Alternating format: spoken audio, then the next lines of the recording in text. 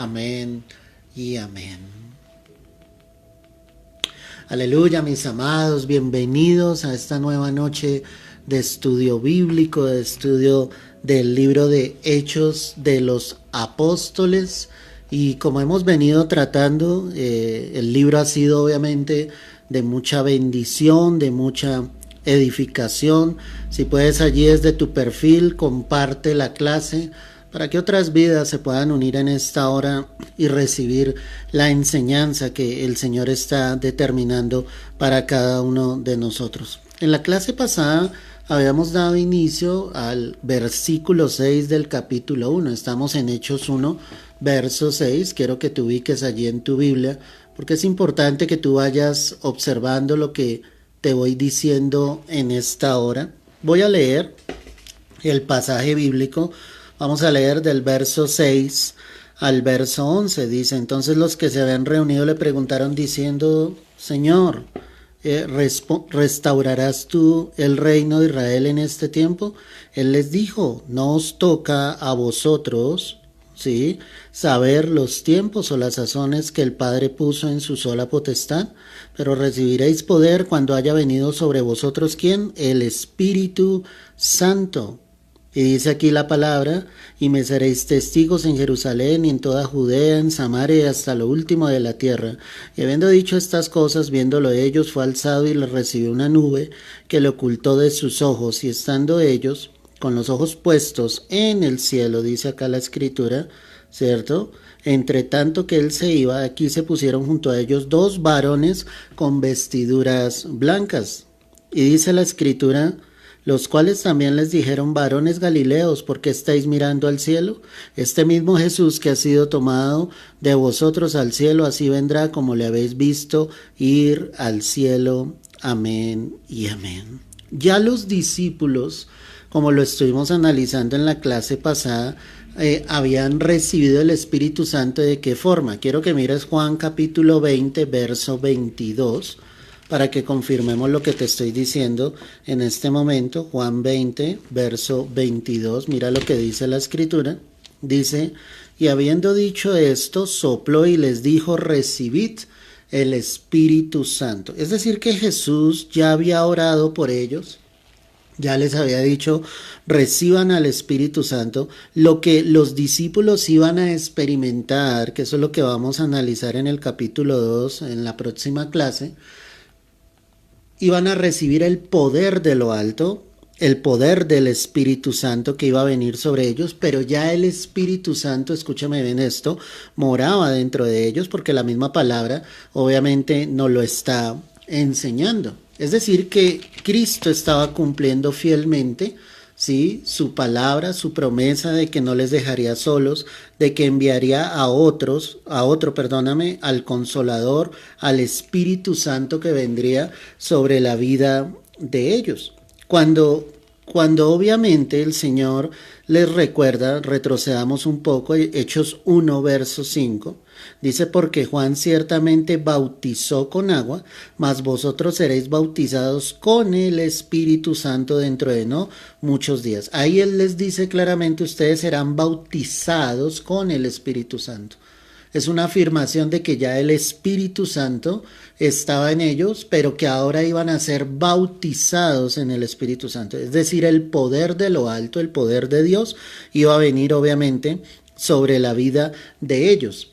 ¿Para qué iba a venir ese poder de lo alto? Ese poder iba a venir para que ellos pudiesen predicar el evangelio con poder, para que pudiesen hacer milagros en el nombre de Jesús, libertar a los endemoniados, traer libertad a los cautivos, como el Señor Jesucristo obviamente les había dicho y les había proclamado. Para eso es que nosotros necesitamos el poder del Espíritu Santo, la llenura del Espíritu Santo. Ellos no iban a poder realizar la obra, el ministerio como tal, si el poder del Espíritu Santo no estaba en ellos. Recuerda que en la clase pasada alcanzamos a analizar lo siguiente. Quiero que vayas allí a Juan 21, y hoy sí lo vamos a mirar con más detenimiento para que lo analices. Juan capítulo 21, Vamos a leer a partir del verso 1 para que entendamos claramente lo que la palabra obviamente nos quiere enseñar en esta hora. Entonces dice allí la escritura: después de esto Jesús se manifestó otra vez a sus discípulos junto al mar de Tiberias, y se manifestó de esta manera.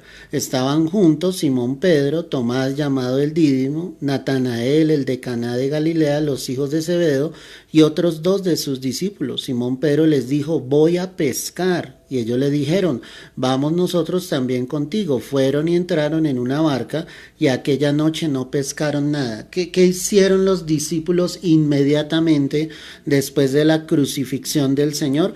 Pues ellos continuaron con sus labores. La palabra está diciendo acá que Simón Pedro dijo: voy a ir a pescar. Y aquellos que menciona acá la escritura, otros de los apóstoles dijeron: vamos también nosotros contigo. Es decir, para muchos estudiosos de la palabra, ellos en este contexto estarían dudando de que obviamente Jesús iba a cumplir con su palabra, pero definitivamente ellos estaban como seres humanos, obviamente en su naturaleza, obviamente tenían que recibir ese sustento, tenían que trabajar, pero definitivamente ellos sabían que venía algo de parte del Señor. A lo que yo quiero enseñarte en esta hora, iglesia, es que el hecho de que tú y yo dependamos de Dios, el hecho de que tú y yo confiemos en el Señor, no quiere decir que estemos llenos de obras muertas. Necesitamos orar. Si hay un don, si hay un talento que el Señor ha entregado sobre nuestras vidas, necesitamos colocarlo por obra. O sea, van a ser muchas las herramientas que Dios va a utilizar para bendecir nuestras vidas. La palabra dice que aquella noche no pescaron nada. Estoy en el verso 4 en adelante. Estoy en Juan 21, verso 4. Cuando ya iba amaneciendo, se presentó Jesús en la playa, mas los discípulos no sabían que era Jesús. Y les dijo: hijitos, ¿tenéis algo de comer? Le respondieron: no. Él les dijo: echad la red a la derecha de la barca y hallaréis. Entonces la echaron y ya no la podían sacar por la gran cantidad de peces. Amén y amén. Y acá hay algo interesante. Ellos continuaron en sus labores, pero curiosamente no pescaron nada en toda aquella noche. Cuando ya estaba amaneciendo, Jesús se aparece a ellos y les dice: ¿tienen algo de comer? Mira la pregunta que él hace: ¿tienen algo de comer? Pues no tenían absolutamente nada porque no habían pescado. Es donde el Señor da la orden de que echen la red, y obviamente encerraron gran cantidad de peces. Es decir, por más de que nosotros intentemos hacer las cosas en nuestras propias fuerzas, iglesia, pues nada vamos a lograr. Necesitamos ir de la mano de Dios, necesitamos estar tomados de la mano del Señor para poder ver su gloria, su bendición. Por eso, iglesia, es que muchos emprenden proyectos, negocios, empresas, ¿sí me entiendes? Y obviamente tienen ese don, tienen ese talento, pero no van de la mano del Señor. Y si el Señor no va ahí, tú no vas a ver la gloria de Dios. ¿Cuándo vieron la gloria de Dios los apóstoles? Cuando obviamente el Señor estaba allí, cuando ellos obedecieron a la voz del Señor, pudieron ver la gloria del Rey de Reyes y Señor de Señores. Tú puedes emprender muchos proyectos. Tú puedes hacer muchas cosas, pero si Dios no está en el asunto, lo que tú hagas no va a ser prosperado, no va a ser bendecido. O sea, aquí lo importante que era, te lo voy a poner de esta manera: ¿quién sustentó a los apóstoles durante esos últimos 3 años de vida de nuestro Señor Jesucristo? Fue Jesús mismo el que les sustentó. ¿Quién era el que les proveía? El Señor. ¿Quién era el que les daba lo necesario? El Señor.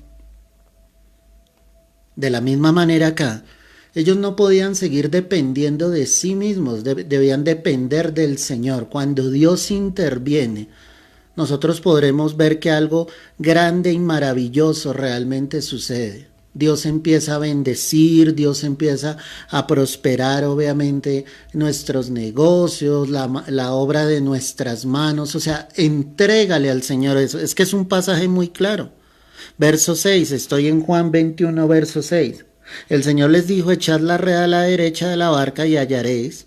Entonces la echaron y ya no la podían sacar por la gran cantidad de peces. Entonces aquel discípulo a quien Jesús amaba dijo a Pedro, ¿quién era ese discípulo? Pues Juan. Juan le dijo a Pedro, es el Señor. Simón Pedro, cuando oyó que era el Señor, se ciñó la ropa porque se había despojado de ella y se echó al mar. O sea, acá hay otro dato muy curioso y aparentemente Pedro se había despojado de sus vestidos y obviamente cuando Juan le dice, es Jesús, es el Señor, pues lo único que se le ocurrió a Pedro fue echarse en el mar tal y como él se encontraba. Dice, los otros discípulos vinieron con la barca arrastrando, ojo con lo que dice ahí, arrastrando la red de peces, pues no distaban de tierra sino como 200 codos. Acuérdate que un codo, ¿sí?, equivale a 50, es decir, estamos hablando de 50 por 200, estamos hablando de 1000 metros. A ver si alguien me confirma ahí, me estoy confundiendo en este momento. Un codo son 50 centímetros, ¿sí? Si son 200 codos, ¿de qué estaríamos hablando? Estaríamos hablando de 10.000 centímetros, ¿estamos en lo correcto? Es decir, que estaríamos hablando de pues una distancia relativamente larga, obviamente. Voy a volver a leer el texto. Se ve en Juan 21, verso 8. Y los otros discípulos vinieron con la barca arrastrando la red de peces, pues no distaban de tierra, sino como 200 codos. O sea, aparentemente no estaban lejos de donde se encontraba, obviamente, la barca a tierra. Y ellos podían literalmente, prácticamente arrastrar la barca, la red hasta la orilla. Lo interesante acá es que la red obviamente estaba llena. Dios había bendecido la vida de sus hijos, de sus apóstoles. Dice que al descender a tierra vieron brasas puestas y un pez encima de ellas y pan. Jesús les dijo, traed de los peces que acabéis de pescar. Subió Simón Pedro y sacó la red a tierra llena de grandes peces, 153. Y aun siendo tantos, la red no se rompió. ¿Cuántos peces habían? 153. Cuando tú empiezas a estudiar las escrituras y te detienes en ellas, encuentras datos bastante interesantes. Y aquí nos encontramos que nos da la cantidad exacta, ¿sí? Exacta totalmente de la gran cantidad de peces que tenían en la red, pero esta no se rompía. ¿Cuántos peces eran? 153. Para los que me están preguntando, estoy en Juan capítulo 21, estamos analizando el verso 11, porque estamos analizando lo que los discípulos hicieron mientras, obviamente, el Espíritu Santo les llenó de poder desde lo alto. Entonces estoy en Juan capítulo 21, verso 11. Entonces dice que siendo tantos la red no se rompió. Y les dijo Jesús, venid, comed. Y ninguno de los discípulos se atrevía a preguntarle, ¿tú quién eres?, sabiendo que era el Señor. Vino pues Jesús y tomó el pan y les dio y asimismo el pescado. Esta era ya la tercera vez que Jesús se manifestaba a sus discípulos después de haber resucitado de los muertos. Amén y amén. Entonces, ¿qué aprendemos de lo que estamos hablando? O sea, los discípulos volvieron a sus actividades, volvieron a la pesca, pero en esa primera noche ellos no lograron pescar absolutamente nada hasta que Jesús apareció, obviamente, a sus vidas, hasta que Él dio la orden. Y de ahí lo importante que nosotros estemos en el Señor, caminemos con Él, dependamos de Él, de que tú encomiendes tus obras al fiel Creador, ¿cierto? Encomienda tu negocio, tu empresa, tu trabajo, colócalo en las manos de Dios para que el Señor sea el que se pueda glorificar, para que Dios sea el que pueda mostrar su gloria totalmente. Entonces, pensemos en lo siguiente, ya el Señor se revela la vida de ellos, ¿sí? Ya ellos saben de que definitivamente Dios está allí con ellos de que el Señor ha resucitado, pero ellos aún se sienten temerosos, ¿cierto? Se sienten obviamente asombrados de lo que está sucediendo porque el Señor obviamente había resucitado y ya estaba con ellos. Un dato curioso acá, si tú estuviste atento a la lectura, es que el Señor les pregunta que si tenían algo de comer. Es decir, que él había resucitado en ese cuerpo en el cual había morado. Obviamente ese cuerpo ya era transformado, lleno de gloria, ¿sí me entiendes? Pero la palabra también me deja ver que él compartió con ellos y que a la vez pues comió con ellos. Entonces aquí me deja ver claramente cómo el Señor se glorifica, se manifiesta a ellos, aunque todavía ellos estaban temerosos. Otra cosa importante que aparece acá en la escritura, pues obviamente es la restauración de Pedro. Quiero que mires Juan capítulo 21, verso 15, sigamos allí en la lectura. Cuando hubieron comido, Jesús dijo a Simón Pedro, entonces aquí está lo que te estaba diciendo, Jesús comió con ellos, ¿ok? Entonces él había resucitado en cuerpo, para que tú me entiendas, no era una figura de un espíritu, no era una figura de un ángel, obviamente si yo llego a pensar obviamente en la gloria del Señor, pues su rostro alumbraba, Dios se glorificaba tremendamente en él, ¿sí? Pero él había resucitado en ese cuerpo ya glorioso, pero a la vez la palabra me está diciendo que el Señor estaba comiendo con ellos, y eso es un dato muy importante que también tenemos que tener en cuenta. Entonces dice, cuando hubieron comido, Jesús dijo a Simón Pedro, Simón, hijo de Jonás, ¿me amas más que estos? Le respondió, sí, Señor, tú sabes que te amo. Él le dijo, apacienta mis corderos. Volvió a decirle la segunda vez, Simón, hijo de Jonás, ¿me amas? Pedro le respondió, sí, Señor, tú sabes que te amo. Le dijo, pastorea mis ovejas.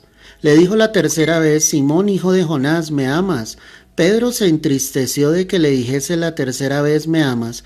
Y le respondió, Señor, tú lo sabes todo, tú sabes que te amo. Jesús le dijo, apacienta mis ovejas. De cierto te digo que cuando eras más joven te ceñías e ibas donde querías, mas cuando ya seas viejo, extenderás tus manos y te ceñirá otro y te llevará a donde no quieras. Esto dijo dando a entender con qué muerte había de glorificar a Dios, y dicho esto añadió, sígueme. Mira el amor tan grande de nuestro Señor Jesucristo, porque sabemos que Pedro había negado al Señor. Sabemos que con maldición Pedro negó la tercera vez al Señor porque ya estaba ofuscado y obviamente él no quería que lo identificaran con nuestro Señor Jesucristo, y la misma palabra dice que él en aquel momento maldijo. Pero aquí cuando Jesús resucita, ¿sí? Él viene a restaurar la vida de Pedro. Y la pregunta que le hace directamente el Señor es, ¿me amas y me amas más que a estos? La primera pregunta que le hace. Y la respuesta pues de Pedro sería, claro, Señor, tú sabes que te amo. Y lo primero que le dice es, apacienta mis corderos. Entonces él está mostrando de cómo él debía empezar, obviamente, una obra donde Dios lo pudiera usar como ese pastor, como ese líder, como esa persona que sencillamente pudiera guiar a otros hacia Cristo, ¿sí? Recuerda que la expresión de cordero se utiliza literalmente para nuestro Señor Jesucristo, y en Isaías dice que como cordero fue llevado al matadero, ¿cierto? No abrió su boca, y lo que está hablando cuando el Señor le dice a Pedro, apacienta mis corderos, él está hablando de la actitud que debemos tener nosotros como ovejas, siendo corderos, pero a la vez como pastores. ¿En qué sentido? Sí, apacentar es precisamente cuidar del rebaño, estar atento, brindarle el alimento. Y recuerda que cuando hablamos de pastor, no solamente estamos hablando del pastor en la iglesia. Tú pastoreas en tu casa, tú cuidas de los tuyos, de ti depende qué le brindas a los tuyos, ¿sí? Debes apacentarlos, de que ese cordero esté a gusto, pero que esté a gusto porque sabe que ese buen pastor le está cuidando. Es decir, yo solamente soy el medio, el vehículo para que las almas puedan llegar a los pies de nuestro Señor Jesucristo. Y si lo miro desde el cordero, pues la actitud de la cual el Señor nos está hablando, iglesia, es que necesitamos obviamente comportarnos como ese cordero, mansos, humildes, que obviamente sepamos claramente que Dios es quien nos defiende, que Dios es quien nos cuida, que el Señor es quien nos sustenta, que el Señor es quien pelea por cada uno de nosotros. O sea, es una actitud clara donde el Señor está mostrando cómo necesitamos de ese buen pastor, pero también necesitamos ser como esos corderos. La segunda caracterización acá, en el verso 16, Juan 21, 16, dice, volví a decirle la segunda vez, Simón, hijo de Jonás, ¿me amas? Pedro le respondió, sí, Señor, tú sabes que te amo. Y ahora él le dice, pastorea mis ovejas. O sea, hablábamos de apacentar, que es el cuidado, pero es relacionado con el pastoreo. Ahora él le dice, mis ovejas. No eran sus ovejas. Todos los que fueran a ganar para Cristo no serían para ellos, sino para el Señor. Y ahí nosotros debemos entender. Yo pastoreo la iglesia por la gracia, la misericordia de Dios, pero son sus ovejas, son ovejas de su redil, son ovejas de su rebaño. ¿Qué debemos hacer nosotros? Pastorear las ovejas del Señor, cuidar de ellas.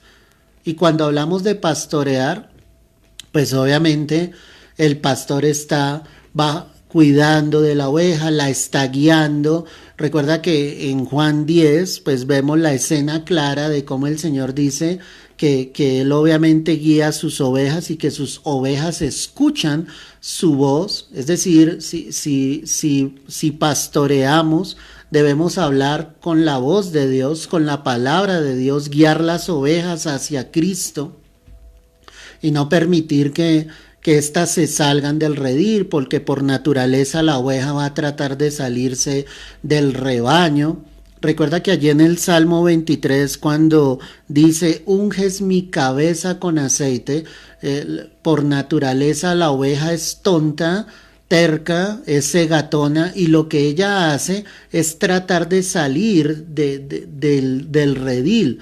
Y como el pastor obviamente guarda sus ovejas en un cercado, ¿sabes qué hace la oveja? La oveja tercamente va y se golpea, ¿sí? Contra obviamente ese cercado que hiere su cabeza, literalmente, y la oveja empieza a sangrar, y lo que hace el pastor literalmente es ir y ungirla con aceite. Esa es la figura que muestra David allí en el Salmo 23. O sea, ¿qué hace el pastor? El pastor viene y restaura, el pastor viene y sana, levanta. El pastor también tendrá que quebrar las patas de la oveja cuando sea necesaria, cuando ande muy terca, pero el pastor lo hace porque las ama.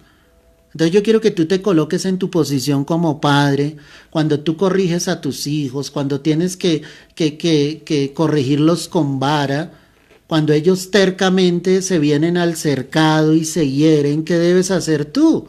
Pues tú debes cuidar de ellos, sanarles, ungirles. Si te das cuenta lo que el Señor le estaba diciendo a Pedro acá, pues era mucho más profundo, le estaba restaurando, pero a la vez Dios le estaba diciendo, tú vas a ser ese pastor, tú vas a guiar mi rebaño. Recuerda que Pedro fue el primero que predicó con poder de lo alto, cuando el Espíritu Santo obviamente vino sobre ellos. La tercera vez que aparece acá, la expresión el Señor le llama Simón, hijo de Jonás, ¿me amas? Pedro se entristeció de que le dijese la tercera vez me amas y le respondió, Señor, tú lo sabes todo, tú sabes que te amo. Jesús le dijo, apacienta ¿qué? Mis ovejas. Recuerda que en la primera ocasión le había dicho apacienta mis corderos y ahora el Señor le dice apacienta mis ovejas. Ten cuidado de ellas, no las sueltes de tu mano, es tu responsabilidad. Yo quiero decirte que hoy es nuestra responsabilidad cuidar de los nuestros. Ahorita pues vamos a ver más adelante que dice, quien no sabe gobernar su propia casa, pues cómo cuidará de la iglesia del Señor.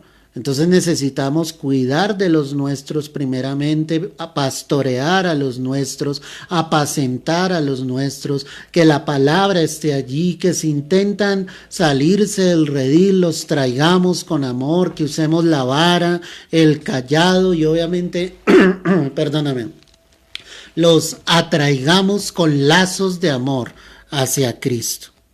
De esta manera, iglesia, fue como el Señor restauró a Pedro. 3 veces entonces le había negado Pedro, 3 veces le preguntó el Señor y le dijo obviamente que pastoreara, que apacentara tanto sus corderos como sus ovejas. Ahora, pensemos por un instante lo que iba a suceder con los apóstoles. Ya el Señor se manifiesta a ellos, ya ellos lo ven, ven su gloria, ven su poder, y el deseo del corazón de Dios pues obviamente era compartir con ellos un tiempo más. No creas que para Cristo fue fácil dejarles, obviamente Él los amaba, y cuando vemos esa oración allí que Él hace en el Evangelio de Juan, cuando ora por ellos, cuando se los entrega a su Padre, esa oración me deja ver claramente el amor tan grande que Jesús tenía por ellos. Por eso es que Él les dijo, yo no les dejaré solos, les enviaré a otro, el Consolador, el Espíritu Santo. Y es la promesa que Dios ha entregado a nosotros, sabiendo y reconociendo de que Cristo está en nuestros corazones y que el Espíritu Santo obviamente está en nuestras vidas guiándonos a toda verdad. Cuando regreso allí a Hechos 1, ¿sí? En el contexto que veníamos hablando de que ya el Señor se había aparecido a los discípulos, ¿sí? La palabra me deja ver entonces allí en el verso 6 y dice, Hechos 1:6. Entonces los que se habían reunido le preguntaron diciendo, Señor, ¿restaurarás el reino de Israel en este tiempo?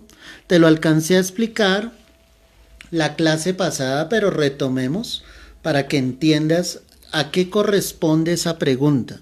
Pues los discípulos sabían claramente sobre las promesas de que vendría obviamente el Mesías, ¿sí? Y ellos estaban esperando un reino mesiánico. Cuando hablamos de un reino mesiánico, estamos hablando del reino del Mesías sobre la tierra, y definitivamente el Mesías prometido era Jesús.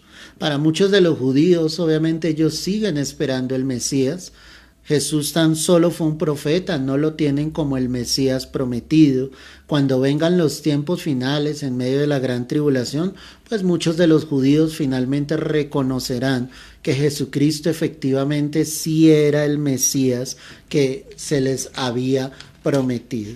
Pero como estos que están acá ya habían reconocido a Jesús como ese Mesías verdadero, la pregunta es clara.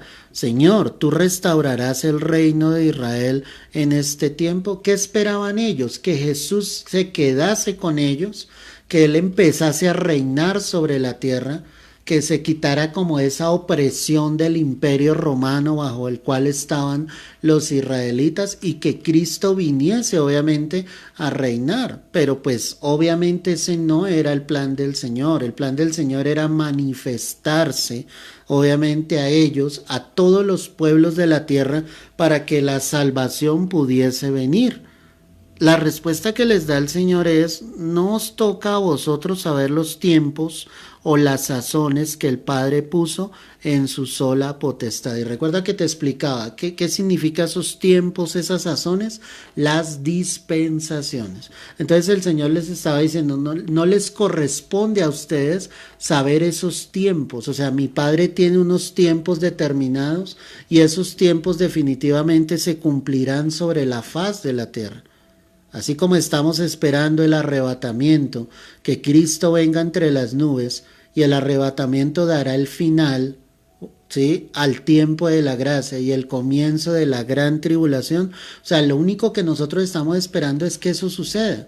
No podemos decir una fecha exacta, no podemos decir faltan tantos años, faltan tantos meses, no podemos decir sencillamente que vendrá en 100 años. Sí, pues obviamente de acuerdo a la profecía bíblica, lo que sí sabemos es que estamos más cerca que nunca. Pero lo que quiero que me entiendas es que no hay un tiempo exacto en el que nosotros sepamos. Por eso él le respondía, a ustedes no les corresponde eso, o sea, alégrense con saber que yo estoy en medio de ustedes, alégrense con saber que yo voy nuevamente a mi Padre, que vendrá el Consolador sobre sus vidas. O sea, más que conocer los tiempos, lo que a nosotros nos debe importar, iglesia, es saber que Dios está con nosotros, es saber que lo que el Señor dice en su palabra es verídico, es saber, de acuerdo a lo que estamos estudiando, que el Señor resucitó, y como lo analizábamos la clase pasada, que Él resucitó y que más de 500 personas lo vieron resucitado. Eso es lo que a nosotros nos debe interesar. Solo el Padre conoce y lleva a su tiempo la restauración de Israel. Y la restauración de Israel solamente vendrá en medio de la gran tribulación, porque es necesario que el pueblo de Israel pase por ese tiempo, para que reconozcan que Jesús, como te lo decía, sí era el Mesías. Por ahora, ¿qué debemos hacer nosotros, iglesia? Por ahora lo que nosotros debemos hacer es predicar el Evangelio. Predica el Evangelio, las buenas noticias de salvación. No te canses de eso. En estos tiempos en que están sucediendo tantas cosas, predica de Cristo, habla de Cristo, no guardes silencio. A toda persona que tú te encuentres, habla del Señor. No importa que digan de ti, que eres un fanático, que estás loco, que lo que tú dices no es concordante. No importa, predícales acerca de nuestro Señor Jesucristo. Háblales de Jesús. Es el tiempo de predicar el Evangelio. Por eso el Señor les decía, a ustedes no les corresponden ni los tiempos ni las sazones que el Padre puso en su sola potestad, en su poder. El poder le corresponde al Padre. Y ese pasaje bíblico me deja ver obviamente cómo el Señor se sujeta a su Padre y dice, mi Padre es el que tiene el control. Recuerda que la venida de Cristo por su iglesia ni siquiera el Hijo la conoce. Jesús confirmó y dijo, solamente mi Padre que está en los cielos. Él conoce el día, la hora, el mes, el año en que Cristo vendrá y nos llevará para estar para siempre con Él. Los apóstoles entonces recibirían poder de lo alto, verso 8, Hechos 1:8. Pero recibiréis poder cuando haya venido sobre vosotros el Espíritu Santo, y me seréis testigos en Jerusalén, en toda Judea, en Samaria y hasta lo último de la tierra. Los apóstoles recibirían ese poder de lo alto, de arriba, mi amado. ¿Por medio de quién? Por medio del Espíritu Santo. ¿Para qué era ese poder? Para predicar el Evangelio con milagros, ¿sí? Habría sufrimientos en el nombre de Cristo Jesús, pero si ellos tenían el poder del Espíritu Santo, podrían cumplir con la obra. Para eso se necesita el poder del Espíritu Santo. Por eso te mostraba la diferencia. Una cosa es cuando Jesús sopló sobre ellos y recibieron el Espíritu Santo, y otra cosa es cuando vino poder de lo alto por medio del Espíritu Santo. Lo que la iglesia necesita es el poder del Espíritu Santo para que se manifiesten los milagros, para que se manifieste el milagro más grande, que es el de la salvación, para que las almas puedan llegar a los pies de nuestro Señor Jesucristo. Pero entonces, ¿quién está capacitado? Mira, segunda carta a los Corintios, capítulo 2, el verso 16, que allí vamos a entender algo muy claro. Segunda carta a los Corintios 2, verso 16. Mira lo que dice acá la Escritura. Dice la palabra del Señor, a esto ciertamente olor de muerte para muerte, dice acá la Escritura, y a aquellos olor de vida para vida, y para estas cosas, ¿quién es suficiente? Leamos el contexto para que entendamos. Verso 14. Mas a Dios gracias, el cual nos lleva siempre en triunfo en Cristo Jesús. ¿Quién está hablando ahí? El apóstol Pablo. Y dice, Él nos lleva siempre a sus hijos, a su iglesia, a sus siervos, ¿sí? En triunfo. ¿Por medio de quién? En Cristo Jesús. Y por medio de nosotros manifiesta en todo lugar el olor de su conocimiento. Es decir, donde hay un hijo de Dios, donde hay un hombre, una mujer que están llenos del Espíritu Santo, habrá ese olor de conocimiento. O sea, vendrá la palabra, el fluir de Dios. Dice, porque para Dios somos grato olor de Cristo en los que se salvan y en los que se pierden, a esto ciertamente olor de muerte. ¿A qué huele un salvo? ¿Qué dice la palabra? Vuelvo a leer, porque para Dios somos grato olor de Cristo. Olemos a Cristo, porque ya hemos recibido la salvación. Pero los que no han recibido su salvación, estos son los que se pierden. ¿A qué huelen ellos? A muerte. ¿No te parece impresionante eso? ¿Qué debían hacer los apóstoles? Predicar el evangelio. ¿Quién los iba a capacitar? Cristo los iba a capacitar por medio de su Santo Espíritu. Es decir, el Espíritu Santo en nuestras vidas es el que nos permite, obviamente, llenarnos de ese olor de vida de Cristo, para que a la vez hablemos del Señor y traigamos esa salvación por medio del Espíritu Santo. No podemos oler a muerte, porque pues obviamente seríamos hijos de perdición, como lo muestra acá la palabra.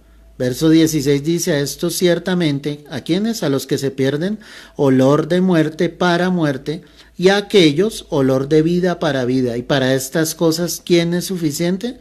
Pues no somos como muchos que medran falsificando la palabra de Dios, sino que con sinceridad, como de parte de Dios y delante de Dios, hablamos en ¿quién? En Cristo. Qué impresionante lo que Pablo decía. No somos como aquellos que medran falsificando la palabra de Dios. Mira esa terminología que utiliza. Está hablando de falsos apóstoles, está hablando de falsos pastores, y dice, engañan con un evangelio falso. No estamos arreglando la palabra a nuestro acomodo. Estamos predicando el evangelio de Cristo para que otros tengan ese olor de vida. Y ese olor de vida solo llegará cuando Cristo llegue a una vida y a un corazón. ¿Quiénes estarían entonces capacitados? Pues obviamente los que lleguen a Cristo. Cuando tú llegas a los pies de Cristo, recibes al Señor, y lo único que debes anhelar es ese poder que viene de lo alto, el poder del Espíritu Santo, para que Dios tome tu vida, para que te lleve a otros. Y por eso decíamos en Hechos, vuelve allí, ¿para qué era ese poder? Pues para que predicasen la palabra. Ese poder no era para que ellos usaran de ese poder, obviamente, para beneficiarse a ellos mismos, de ninguna manera. Ellos usarían ese poder que había venido de lo alto para predicar el evangelio, para que hubiese testimonio de que Dios sí estaba con ellos. Hechos 1:8, volviendo allí, no pierdas, o sea, trata de tenerlo separado. Hechos 1, verso 8, pero recibiréis poder cuando haya venido sobre vosotros el Espíritu Santo. Entonces, cambiemos un poco. Si no viene el Espíritu Santo, ¿recibirían poder? No lo recibirían. ¿Cuándo viene el poder del Espíritu? Cuando Él llega a una vida. Cuando una vida llena del Señor. Ahí es cuando Dios empieza a usar una vida. La pregunta que tendríamos que hacernos en esta noche es, ¿hemos recibido poder de lo alto? ¿Tú sientes que cuando hablas a otros de Cristo hay poder de Dios? ¿O hablamos en nuestras propias fuerzas? Porque a veces podemos estar en esa actitud, hablando bajo nosotros mismos, pero no hay poder de Dios, no hay salvación, no hay arrepentimiento. Ahora, otra cosa importante, hermano, y con respeto digo esto, pueden haber milagros en muchos lugares, pero si no hay arrepentimiento, no es la verdadera obra del Espíritu Santo. El diablo también hace milagros, falsos milagros. La evidencia de que el Espíritu Santo está obrando bíblicamente es que hay arrepentimiento. Y en la medida en que vayamos estudiando este libro, nos daremos cuenta cómo venía el arrepentimiento en las vidas. Tanto que cuando Pedro salió y predicó ese primer sermón, pues más de 3,000 personas vinieron a los pies de Cristo. ¿Qué hubo? Arrepentimiento. Los milagros obviamente son asombrosos, son maravillosos, muestran muchas cosas, pero si no hay el milagro más grande, que es el de la salvación, pues no habrá absolutamente nada. Es decir que ese poder que ha venido de lo alto me debe llevar a mí a predicar y a que las almas vengan al arrepentimiento, entendiendo que no soy yo, porque el Espíritu Santo es quien convence de pecado, de justicia y de juicio. Y si Él es el que convence de pecado, de justicia y de juicio, ¿qué debe venir en las vidas? Arrepentimiento. Eso nos hace pensar, ¿no? Imagínate un ministerio de los apóstoles, escucha lo que te voy a decir, lleno de milagros, levantando paralíticos, abriendo los ojos de los ciegos, no sé cuántas cosas más, cuántos más milagros asombrosos, poderosos, pero si no hubiese arrepentimiento en las almas, no habría absolutamente nada, ¿te das cuenta? ¿Por qué la gente seguía a Jesús y muchos lograron, obviamente, encontrarse con el Señor y seguirlo a Él como verdaderos discípulos de Cristo? Porque la palabra que salía del Señor era una palabra con poder, que llevaba a las almas al arrepentimiento, a entender que sus vidas estaban equivocadas, a entender que sus vidas estaban lejos de Dios y que querían reconciliarse con Dios. O sea, no puede haber un ministerio lleno de milagros, pero sin arrepentimiento en las almas. Ojo con lo que el Espíritu nos está diciendo en esta hora, porque lo más importante es que las almas vengan a Cristo.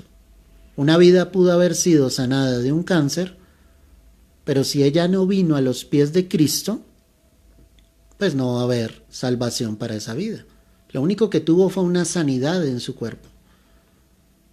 Esa vida lo que necesita es ser salva, que se reconcilie con Dios. Los ministerios sobre la tierra, la iglesia de Cristo sobre la tierra, necesita llevar un mensaje de arrepentimiento, con poder de lo alto, donde hayan milagros, claro, pero donde se manifieste el arrepentimiento en las almas. Entonces el Señor les estaba diciendo, ustedes van a recibir poder cuando haya venido sobre vosotros el Espíritu Santo, y me seréis testigos en Jerusalén, en Judea, en Samaria y hasta lo último de la tierra. Pues ya el Señor les había dicho, ustedes irán por toda la tierra, predicarán el Evangelio, ¿sí? Pero necesitaban ser capacitados por el Espíritu Santo. Dios es el que primero nos prepara. ¿Me entiendes? Él nos toma y nos prepara. Esos años que los apóstoles compartieron con Cristo era una preparación para ellos. Aun cuando los envió en esa misión de los 70, donde ellos regresaron alegres, gozosos, diciendo, no, es que los demonios se nos sujetan, hay sanidades, hay milagros. Y el Señor les dijo, pues alégrense más bien de que sus nombres están escritos en el libro de la vida. No tanto de que los demonios se les estén sujetando, den gracias y alégrense de que ustedes tienen la salvación, de que sus nombres ya están inscritos para vida eterna. Eran años de preparación. Ahora cuando ya Jesús partía y el Espíritu Santo venía sobre ellos, ahora ellos estaban capacitados para ir y hacer la obra. Dios siempre hará lo mismo. Dios nunca enviará a alguien sin antes prepararlo. Y puede ser tiempo de preparación, tiempo donde te lleve a estudiar la palabra, donde te lleve a depender de Él, donde te pase por diversas pruebas para que aprendas a vivir por fe, a mirarlo a Él, a entender que tienes un Dios grande, un Dios de gloria, un Dios poderoso. Son tantas cosas que pueden obviamente aparecer en el camino, pero que Dios las está facilitando para un día enviarnos al ministerio. Así que no te preocupes, hermano. Y cuando digo no te preocupes, es no te preocupes por no estar en el tiempo de Dios. Permítele al Espíritu Santo que sea en su tiempo, que sea en el tiempo en que el Señor te quiere llevar, obviamente, a hacer su obra. Con ese poder que venía de lo alto, como acabamos de leer acá, ellos debían ser testigos del Señor y para el Señor. ¿A qué vamos con esto? Que debían ser embajadores de Él. Un embajador es un representante. Y nosotros hemos sido llamados a ser representantes de Cristo acá en la tierra. Es decir, Jesús había partido, iba a partir al cielo, pero ahora ¿quiénes quedaban? Los apóstoles. Ellos serían sus embajadores, ellos serían sus representantes acá en la tierra, y Dios siempre ha tenido una iglesia sobre esta tierra que le debe representar. La pregunta sería si lo estamos representando en la manera correcta, si estamos dando el testimonio que deberíamos mostrar de Él. Entonces somos testigos del Señor y para el Señor. Somos embajadores de Él y predicadores de Él. ¿De quién predicamos? De Cristo. No predicamos de nosotros mismos. ¿Sabes qué es lo bonito de la Escritura? Que los apóstoles siempre hablaron de Jesús. Siempre hablaron de Jesús. El centro era Jesús. Ellos debían llevar las almas a Cristo. Ellos debían llevar las almas a mirar la cruz, al que murió en la cruz. Siempre hablando del Señor. Algunos predican de sí mismos y olvidaron predicar a Cristo. Predica al Señor, habla del Señor. A eso estamos llamados. Eso fue lo que hicieron los apóstoles. Todas las cartas que tú ves aquí en el Nuevo Testamento, tú ves que ellos hablaban solo de Jesús. Todo va enfocado hacia Jesucristo, que es la roca de salvación. Y nosotros no nos podemos desviar de eso. Necesitamos ser conscientes, obviamente, de eso. Como testigos de Cristo, ellos confirmarían, obviamente, su juramento, su fidelidad a Dios con milagros y con dones espirituales. Habría dones del Espíritu Santo. Y recuerda que los dones son entregados a la iglesia para la edificación del cuerpo de Cristo. En otras palabras, si alguien tiene el don de ciencia, ¿sí?, el don de conocimiento, no es para vanagloriarse, no es para enaltecerse, sino es para la gloria de Dios, es para que las almas lleguen a Cristo a través de ese don que Dios nos ha entregado. Muchos desafortunadamente, aún recibiendo dones del Espíritu Santo, los utilizan para sí mismos, para sus propios beneficios. Muchos se llenan de orgullo, se enaltecen y olvidan para qué les fue entregado ese don. No creas que a ellos Dios no les pedirá cuentas sobre qué fue lo que hicieron con lo que Él les entregó. En la carta a los Corintios se habla claramente de los dones. Pues obviamente no vamos a profundizar sobre esto, pero cosas claras. Los dones son del Espíritu Santo. Son para el ministerio, para la iglesia, para la edificación del cuerpo de Cristo, para la gloria de Dios, para que las almas a través de esos dones puedan creer en Dios y venir a los pies de Jesucristo. Tal vez hoy los dones están siendo mal utilizados. Y están siendo mal utilizados porque están siendo utilizados al capricho de los hombres y no para la gloria y para la honra del Señor. Por eso algo claro es que los dones es para la edificación. Cuando hablamos de edificación es levantar el edificio, y no es un edificio físico, sino levantar la iglesia, para que la iglesia se haga fuerte, para que la iglesia crezca en esa fe, para que la iglesia crezca realmente en lo que el Señor quiere obrar en medio de ello. Acá hay algo interesante. Y es que cuando el Señor dice, volvamos allí, estamos hablando de ser testigos, Hechos 1:8, la segunda parte, y me seréis testigos. Esa palabra testigo en el griego original es la palabra mártir. Y algo interesante es que por lo cual a ellos, a los apóstoles, se les llamaría mártires, ¿sí? Porque sellaron sus vidas al entregar de sí mismos su propia vida física por su fe en Jesús. Recuerda que todos los apóstoles obviamente murieron como mártires, entregando sus vidas por Jesús. Eso me lleva a pensar y digo, si yo soy testigo de Cristo, ¿cierto? Y en el original esa palabra es mártir, Eso me lleva obviamente a entregar mi vida, mi corazón, mi ser, absolutamente todo por Cristo. Hemos hablado en otras ocasiones que no es raro que en estos tiempos finales la iglesia sea perseguida, la iglesia obviamente sea aborrecida por causa del nombre de Jesús, y algunos no estarán en la capacidad de entregarlo todo por Jesús, sino su cristianismo lo dejarán a un lado. Es decir, sería una evidencia de que estas personas efectivamente nunca nacieron de nuevo, pero el verdadero Hijo de Dios, aquel que ha querido ser testigo de Cristo, será ese mártir, será aquel que estará dispuesto a entregarlo todo por causa de su Maestro, del Señor, y obviamente entregará su vida como lo hicieron los apóstoles. Sabemos que un objetivo principal del diablo es destruir la iglesia. Si la iglesia no fuera tan trascendental, tan fuerte, la verdadera iglesia sobre esta tierra, Satanás nunca se preocuparía por atacarla. Satanás nunca se preocuparía por atacar a un verdadero hijo de Dios, a un verdadero cristiano, por hacerle desfallecer en su fe, por obviamente que ese cristiano se sienta perseguido y aborrecido. No sería un objetivo del diablo, pero él sabe espiritualmente que tiene que destruir al cristianismo sobre la tierra, que es lo que le impide a él cumplir con su plan que traerá obviamente sobre el final de los tiempos, cuando el anticristo se manifieste sobre la tierra y obviamente ya la iglesia haya partido al cielo. Pero me llama mucho la atención esa palabra testigo.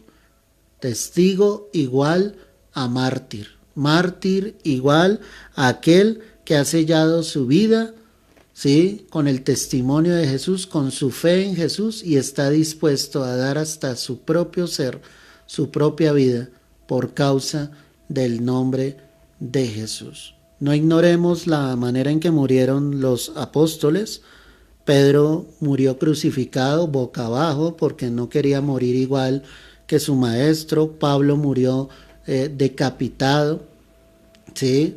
Se habla de Juan que obviamente fue llevado a la isla de Patmos, pero muchos historiadores dicen que después de esto él salió, predicó el evangelio y también murió obviamente como ese mártir entregando su vida por Cristo Jesús. Todos los apóstoles murieron de la misma manera, y si vemos el primer mártir, que lo hablábamos en la clase pasada en el Nuevo Testamento, pues vimos a Esteban cómo entregó su vida por el Señor, obviamente confesando el nombre de Jesús. ¿Y qué estaba haciendo Esteban antes de que muriese?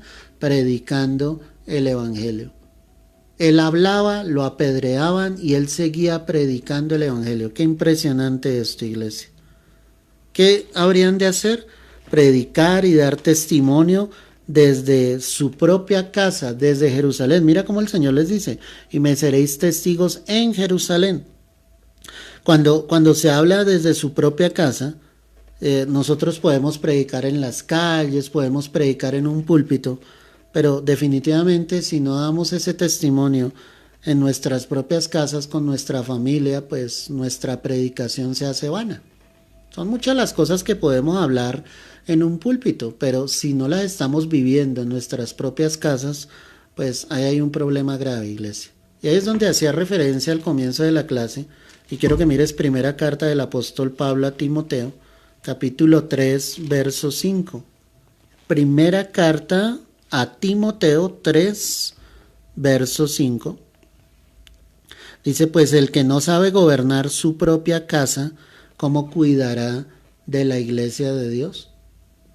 O sea, el primer lugar donde debemos dar testimonio es nuestra familia. O sea, nuestra familia tiene que evidenciar que somos verdaderos hijos de Dios, que somos verdaderos cristianos, que estamos caminando con el Señor. Porque podemos querer salir a muchos lugares, pero definitivamente, pues nuestro primer lugar de predicación es nuestra propia casa. Algunos le dicen: Señor, llévame a las naciones de la tierra, quiero ir a otra nación, quiero ir a otro lugar a predicar tu palabra, pero ¿por qué no empezar por los propios tuyos? O sea, es primero tu entorno, ¿me entiendes? Tú le predicas primero a tu familia, a tus vecinos, a tus amigos, y tal vez el Señor allí te irá llevando a otros lugares. Ese es el primer púlpito que nosotros tenemos, nuestra propia familia. A ellos son los que debemos ganar. A ellos son los que les debemos predicar. No importa cuántas veces tú les hayas hablado, no importa cuántas veces ellos hayan rechazado el Evangelio, cuál es tu responsabilidad, mi responsabilidad, seguirles hablando del amor de Jesucristo. El Espíritu Santo, confiamos en el Señor, tocará sus vidas y los traerá a salvación. Vuelve allí a Hechos capítulo 1, verso 9. Hechos 1, verso 9. Dice, y habiendo dicho estas cosas, viéndolo ellos, fue alzado y le recibió una nube que le ocultó de sus ojos. En todo lo que está sucediendo, el Señor les está dando unas instrucciones claras de lo que ellos debían hacer, ¿sí? ¿Y qué era lo que ellos debían hacer? Pues ellos debían, obviamente, estar allí en Jerusalén. Ahora, algo impresionante que me llama mucho la atención acá, iglesia, es que definitivamente el Señor veló los ojos de los habitantes de Jerusalén. Mira por un momento el verso 12, Hechos 1:12. Dice, entonces volvieron a Jerusalén desde el monte que se llama del Olivar, el cual está cerca de Jerusalén, camino de un día de reposo, y entrados subieron al aposento alto. ¿A dónde regresaron los apóstoles? A Jerusalén. ¿Acaso en Jerusalén no los estaban esperando para perseguirlos y para matarlos también? Pero los discípulos obedecen al Señor, regresan a Jerusalén y allí esperan la venida o la manifestación del poder del Espíritu Santo. Definitivamente Dios estaba haciendo algo sobrenatural. Porque no creas que era fácil entrar por Jerusalén y que la gente no viera a los apóstoles y dijeran, estos son los seguidores de Jesucristo, matémoslos, porque ese era el ambiente que estaba. Pero definitivamente Dios levanta bandera delante de nuestros enemigos. Dios está con sus hijos. Cuando nosotros le obedecemos a Él, Dios se glorifica y no le permite al enemigo prevalecer. Eso es algo impresionante. Ahí el Señor entonces les había entregado esas instrucciones claras y se marchó hacia el cielo. El Señor les bendijo. Mira lo que dice Lucas 24, verso 50. Lucas 24, verso 50. Dice la palabra así, iglesia. Y los sacó fuera hasta Betania, y alzando sus manos, ¿qué dice la palabra? Los bendijo. Y aconteció que bendiciéndolos se separó de ellos y fue llevado arriba al cielo. Ese es el mismo pasaje, es el mismo instante, es el mismo momento, es la ascensión del Señor. Pero ¿qué hizo nuestro Señor Jesucristo con los apóstoles? Les bendijo. Qué importante eso, ¿no?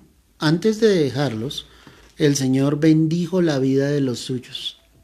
Y es que Dios está bendiciendo constantemente la vida de sus hijos. Cuando hablamos de bendecirles, es contar obviamente con Cristo, es contar obviamente con su presencia, es contar obviamente con su instrucción. Él no nos dejará. Cuando ellos están mirando hacia el cielo, pues obviamente le miran con nostalgia, porque yo quiero que tú pienses en la escena. Primero lo ven crucificado, después le ven resucitado. El Señor estuvo con ellos durante 40 días, un tiempo largo, y ahora el Señor se volvía a ir. O sea, imagínate lo que ellos sentían en su corazón. ¿Te acuerdas cuando María lo tomó, cierto? Y el Señor le decía, no me toques. O sea, lo que Cristo le estaba diciendo es, déjame ir a los demás. Los demás necesitan obviamente saber que yo ya resucité. Pues no querían dejar ir al Señor, y yo pienso en ese momento y es fuerte, mi amado. Porque claro, ellos creían a la promesa del Señor, pero después de ver al Señor resucitado y ver que Él iba ascendiendo hacia el cielo, pues obviamente había cierta nostalgia en el corazón de ellos, porque obviamente no querían que el Señor partiera. O sea, eso es algo que yo creo que los hijos de Dios sentimos. No queremos que Él se aleje de nosotros, no no queremos sentirnos solos, queremos saber que Él está ahí constantemente, queremos saber que Él nunca nos dejará, que Él siempre estará con nosotros, obviamente, guardando nuestras vidas, guiándonos. Y no queremos que Él se aleje de nuestras vidas. Por eso es que la palabra me deja ver acá algo importante. Entonces los discípulos viéndolo, pues obviamente el Señor no quería demostrar su propia gloria. O sea, Jesús siempre estaba enfocado en demostrar la gloria de su Padre. Y mira lo que dice Hechos 2, verso 32. Hechos 2, verso 32. A este Jesús resucitó Dios, de lo cual todos nosotros somos testigos. Así que exaltado por la diestra de Dios y habiendo recibido del Padre, ojo con esto, y habiendo recibido del Padre la promesa del Espíritu Santo, ha derramado esto que vosotros veis y oís. Si te das cuenta que Pedro aquí predicando le está diciendo a este Jesús, ¿quién lo resucitó? Dios. Y nosotros somos testigos, o sea, toda la gloria iba para el Padre, así que exaltado por la diestra de Dios y habiendo recibido del Padre, ¿quién enviaba el Espíritu Santo? El Padre mismo. El Padre mismo era el que estaba enviando esa promesa. Y Jesús siempre estuvo sujeto a la voluntad del Padre. Y aún en el momento en que Él está ascendiendo, Él le quiere dar, obviamente, toda la gloria a su Padre. La palabra me deja ver allí en Hechos 1, verso 9. Dice que habiendo dicho estas cosas, viéndolo ellos fue alzado y le recibió una nube que le ocultó de sus ojos. Esa nube es importante y esa nube es como el Shekinah de Dios, como la gloria infinita del Señor. Dice que ellos observándolo, pues se ocultó a la vista de ellos. De un momento a otro sus ojos ya no lo vieron más. Y hay unas referencias bíblicas que quiero que miremos para entender algo. Segundo libro de Reyes, Antiguo Testamento. Segundo libro de Reyes, capítulo 2, verso 11. Segundo libro de Reyes 2, 11. Y dice la escritura así, amada. Y aconteció que yendo ellos, y hablando he aquí un carro de fuego con caballos de fuego apartó a los dos, y Elías subió al cielo, ¿qué dice la palabra? En un torbellino. Ese es el pasaje bíblico donde Elías es raptado literalmente. Hay dos hombres en la escritura que no conocieron la muerte, uno fue Elías, el otro fue Enoc, y ellos son la tipificación del rapto, de lo que la iglesia espera, de que sí es posible de que alguien no muera y sea llevado al cielo. El personaje que estaba con Elías acá era su siervo Eliseo. Dice que un momento a otro un carro, ¿cierto?, con caballos de fuego los apartó y Elías subió al cielo en un torbellino. Es una figura clara, ¿sí?, donde nos está mostrando que de la misma manera como Jesús subió al cielo, nosotros vamos a ser llevados al cielo, en ese abrir y cerrar de ojos. Los muertos en Cristo resucitarán primero, luego nosotros los que hayamos quedado seremos arrebatados juntamente con el Señor para estar para siempre con Él. Es una promesa de que seremos llevados al cielo. Daniel 7, verso 13, mira lo que dice allí la palabra. Daniel 7, verso 13. Miraba yo en la visión de la noche, y aquí con las nubes del cielo venía uno como un hijo de hombre, que vino hasta el anciano de días y le hicieron acercarse delante de él. Esa es una visión gloriosa, ¿sí?, que obviamente se ve allí. Dice que con las nubes del cielo venía uno como un hijo de hombre. Ese hijo de hombre, pues recuerda que es uno de los nombres que Jesús utilizó, el Hijo del Hombre. Y dice que él se acercaba al anciano de días y le hicieron acercarse delante de él. Esa es una figura donde se ve que efectivamente pues Jesús estaría a la diestra del Padre. Recordemos lo que sucedió con Esteban cuando vio el cielo abierto y mirémoslo por un momento para que lo tengamos claro y recordemos. En clase pasada ya te lo dije, pero es importante que lo tengas en cuenta para que tú te des cuenta lo que estamos analizando. Ve allí a Hechos, observemos el capítulo 7, verso 54. Dice, cuando él predicaba, oyendo estas cosas, se enfurecían en sus corazones y crujían los dientes contra él. Pero Esteban, lleno del Espíritu Santo, puesto los ojos en el cielo, vio que la gloria de Dios. ¿Y a quién? Y a Jesús, que estaba ¿dónde? A la diestra de Dios. Y dijo, he aquí, veo los cielos abiertos, y mira lo que dice acá, ¿y qué? Y al Hijo del Hombre que está a la diestra de Dios. Al Hijo del Hombre. La misma referencia, vuelve allá Daniel, no pierdas ahí Hechos, ¿sí? ¿Cómo lo escribe aquí en esta visión? Daniel 7, verso 13. Miraba yo en la visión de la noche y aquí con las nubes del cielo venía uno como un hijo de hombre. ¿Sí te das cuenta? Vuelve a Hechos 7, verso 56. Y dice, aquí veo los cielos abiertos y al Hijo del Hombre. Es una misma referencia donde está hablando acerca de Jesús. ¿Dónde estaba Jesús? A la diestra del Padre. ¿Dónde lo vio Esteban? A la diestra del Padre. El anciano de días que aparece en Daniel, ¿quién es? El Padre. Qué hermosa es la palabra, ¿no te parece? Qué concordancia tan impresionante. Otro texto que podemos analizar es Marcos 9, verso 7. Marcos 9, verso 7. Dice, entonces vino una nube que les hizo sombra y desde la nube una voz que decía, este es mi Hijo amado, a él oíd. En la transfiguración, ¿sí? Donde se ve obviamente al Señor y pues como los discípulos mismos lo dijeron, le damos un momento el contexto para que lo tengamos claro. Verso 4, y les apareció Elías con Moisés, que hablaban ¿con quién?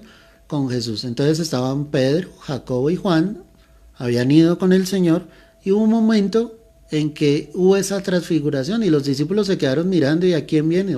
A Elías, a Moisés y estaba Jesús. ¿Cómo nos describe la palabra? Estoy en Marcos 9, 7. Dice que vino una nube que les hizo sombra y desde la nube una voz que decía, este es mi Hijo amado, a él oíd. ¿Quién estaba hablando ahí? El Padre. ¿A quién les estaba hablando? A Pedro, a Jacobo y a Juan. ¿Qué les decía el Padre? Este es mi Hijo amado, a él oíd. Fue una visión gloriosa. ¿Desde dónde se escuchaba la voz? Desde esa nube. Eso es lo que estamos analizando. Desde el comienzo en Hechos, o sea, los discípulos le vieron hasta qué, hasta que una nube obviamente le cubrió al Señor. Marcos 13, verso 26. Mira lo que dice la palabra. Entonces verán al Hijo del Hombre que vendrá en las nubes con gran poder y gloria. Aquí está haciendo una referencia directamente a la segunda venida de Cristo. Recuerda que una cosa es el rapto y otra cosa es la segunda venida de Cristo. La palabra dice, entonces verán al Hijo del Hombre. Recuerda que los habitantes de la tierra solo verán al Hijo del Hombre, que es Jesucristo, ¿sí? Que venga con gran poder y gloria solo en la segunda venida, cuando Él vendrá a ejecutar la batalla de Armagedón sobre la faz de la tierra, que no habrá batalla, eso lo explicamos en Apocalipsis, sino que el Señor les destruirá con el espíritu que sale de su boca, que es la palabra de Dios. Pero aquí la palabra me está diciendo que Él vendrá entre las nubes. Y primera carta a los Tesalonicenses, capítulo 4, verso 17. Primera carta a los Tesalonicenses, capítulo 4, verso 17. Dice la Escritura, luego nosotros los que vivimos, los que hayamos quedado, seremos arrebatados juntamente con ellos en las nubes para recibir al Señor en el aire y así estaremos siempre con el Señor. ¿Qué te dije que era ese simbolismo de esa nube? Esa nube es el Shekinah de Dios, es la gloria del Señor. Y en este momento, cuando Pablo habla del rapto, dice aquí claramente, seremos arrebatados juntamente con ellos en las nubes. Es decir, estará la gloria de Dios cuando nos encontremos con el Señor. ¿Cómo será ese momento de glorioso? Cuando el Señor nos llame y la iglesia sea raptada en ese abrir y cerrar de ojos y seamos llevados para recibir al Señor allí en el aire, así estaremos para siempre con el Señor. Si te das cuenta que en el texto anterior hablaba de que todo ojo sobre la tierra le vería, en este texto que acabamos de leer, pues solamente hace referencia a la iglesia. Por eso podemos decir claramente que un evento es el rapto, que es el que estamos esperando, y otro evento será la segunda venida de Cristo, que es cuando el Señor colocará sus pies sobre esta tierra. Entonces, mis amados, como hemos analizado en esta noche, pues podemos ver claramente cómo Cristo se había manifestado a sus discípulos, cómo Él iba a ascender al cielo, sus discípulos le estaban viendo, y vuelve allí a Hechos 1, y allí vamos a terminar esta noche. Hechos 1, verso 9 dice, y habiendo dicho estas cosas, viéndolo ellos, fue alzado y le recibió una nube que le ocultó de sus ojos. Y estando ellos con los ojos puestos en el cielo, entre tanto que él se iba, he aquí se pusieron junto a ellos dos varones con vestiduras blancas, las cuales también les dijeron, varones Galileos, ¿por qué estáis mirando al cielo? Este mismo Jesús que ha sido tomado de vosotros al cielo, así vendrá como le habéis visto ir al cielo. Vendría entre las nubes. Obviamente es una promesa que le entrega a los apóstoles diciéndole, los ángeles recordando y diciendo, el Señor regresará, obviamente. Ellos seguían mirando al cielo como te lo decía, aunque el Señor les había dicho que les convenía que Él se marchase. Mira Juan 16, verso 17. Perdona, 7. Juan 16, verso 7.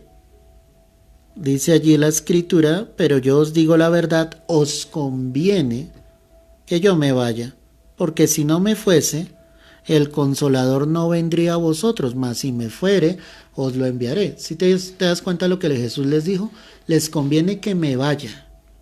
¿Y por qué les convenía que Él se fuera? Porque de lo contrario no vendría el Espíritu Santo. Ya Jesús les había dicho que era necesario que Él partiese para que el Espíritu Santo viniese sobre ellos. Dios mismo envía a esos ángeles. ¿Y por qué envió esos ángeles? Como diciéndoles, no hay por qué sentir nostalgia, no se sientan tristes, ¿sí? Su fe quedaba confirmada y fortalecida con la venida de Cristo. O sea, eso que le dice los ángeles es una fe fortalecida donde les dicen, no teman, el Señor va a regresar por ustedes, confíen, crean. Todo lo que Dios me ha dicho a través de la palabra debe ser la confirmación de mi fe, no dudes, no te sientas triste, no te sientas afligido. Claro, hay momentos, pero en esos momentos es cuando el Espíritu Santo viene y nos recuerda la palabra, lo que Él nos ha dicho. Y lo que Dios le estaba diciendo a sus apóstoles a través de sus ángeles es que Él regresaría. Lo que Dios nos sigue diciendo a nosotros en esta noche es que Él regresa, Él vuelve. Que no haya nostalgia, que no haya tristeza. Él murió, resucitó, sus apóstoles lo vieron partir al cielo, pero ese mismo que partió al cielo, ese mismo va a regresar muy pronto, iglesia. Él viene pronto por sus hijos. Solo debes esperarlo. Solo debes decirle, prepárame para aquel día. Quiero estar a cuentas contigo. Quiero estar listo. Quiero hacer tu obra.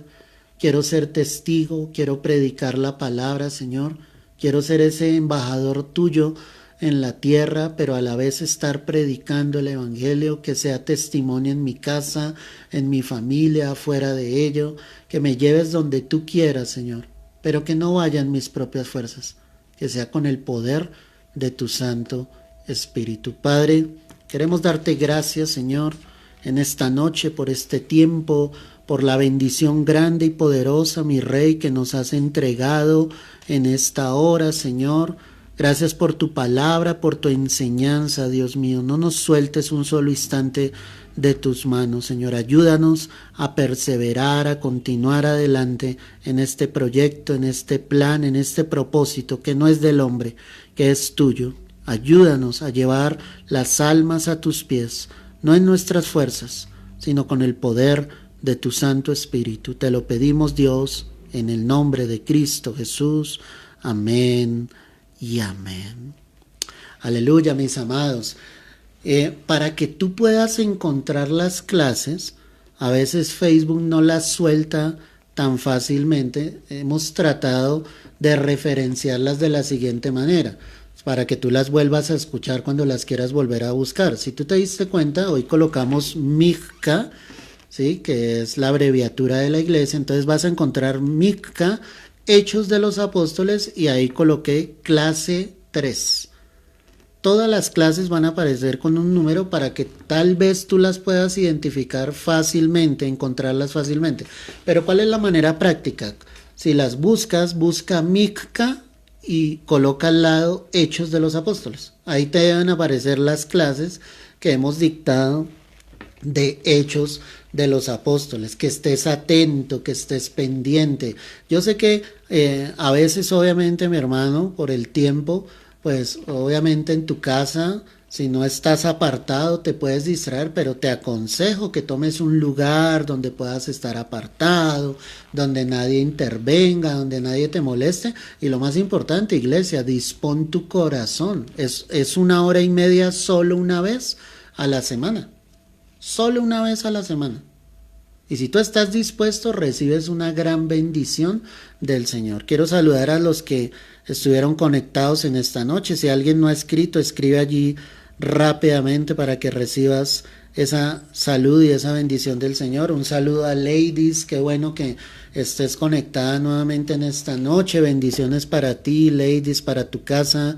Nelly, Dios te bendiga grandemente. Alberto, el Señor te guarde, te bendiga, que sigamos siendo edificados en la preciosa palabra del Señor. Oscar, qué bueno que te estés preparando y estés queriendo recibir esa bendición del Señor. Milagros, mujer perseverante, adelante, sigue así de juiciosa recibiendo lo que el Señor nos está entregando. Irene, de la misma manera, gracias por estar allí, por conectarte fielmente en cada momento, en cada instante. Nata, que estuvo conectada también esta noche. A Paula, Dios te bendiga grandemente. A Neida, el Señor te guarde, te bendiga. Qué bueno que estés dispuesta en tu corazón para recibir de Dios. He estado orando por tu mamita y yo confío en el Señor de que Dios hará obras sobre la vida de ella. Luz Marina, bienvenida, qué bueno que estuviste conectada esta noche aprendiendo de la palabra. Fanny, de la misma manera, qué bueno que recibiste la enseñanza en esta noche. A María, gracias por tu amor hacia el Señor, hacia tu palabra, hacia su palabra, la perseverancia que has tenido para continuar en estos estudios. Así que adelante, María, continúa adelante en ese amor y en esa búsqueda de Dios. A Ángel, qué bueno que te hayas conectado en esta noche. Ángel, espero que esta clase haya sido de bendición. Madre Bella, Dios te bendiga, te guarde. Gracias por ese corazón siempre dispuesto a aprender del Señor. Miralis, qué bueno que te hayas conectado en esta noche, que estés preparándote, recibiendo del amor de Cristo. Cecilia, Dios te bendiga, te guarde, me alegro, me gozo en el Señor que estés conectada y aprendiendo fielmente de la preciosa palabra del Señor. Y Honoria, qué bueno que en esta noche hayas podido nuevamente conectarte. Y a todos los que estuvieron conectados y no escribieron, de la misma manera, que el Señor les bendiga, les guarde y que estemos orando y que la enseñanza que recibimos esta noche, que sé que fue fuerte en el sentido de una exhortación del Señor a ser verdaderos embajadores, a ser verdaderos testigos, a ser capaces de entregarlo todo por Cristo, Ya el Señor había orado por sus discípulos, ahora ellos debían orar por sí mismos. Y eso es lo que nosotros debemos hacer, llevar el Evangelio sabiendo que el poder del Espíritu está sobre todas nuestras vidas. Dios te guarde, Dios te bendiga. Próximo viernes, 7 de la noche, continuaremos con nuestro estudio. Y recuerda que todos los días transmitimos a las 9 de la mañana llevando el devocional. Te puedes conectar a esa hora y recibir el mensaje que Cristo tiene para todas nuestras vidas. Te amo con todo mi corazón, iglesia. Dios te bendiga y te guarde. Y recuerda, Cristo viene pronto, preparémonos. Él está a las puertas y nosotros estaremos con Él para siempre y nada nos separará de su infinito amor. Dios te guarde y te bendiga.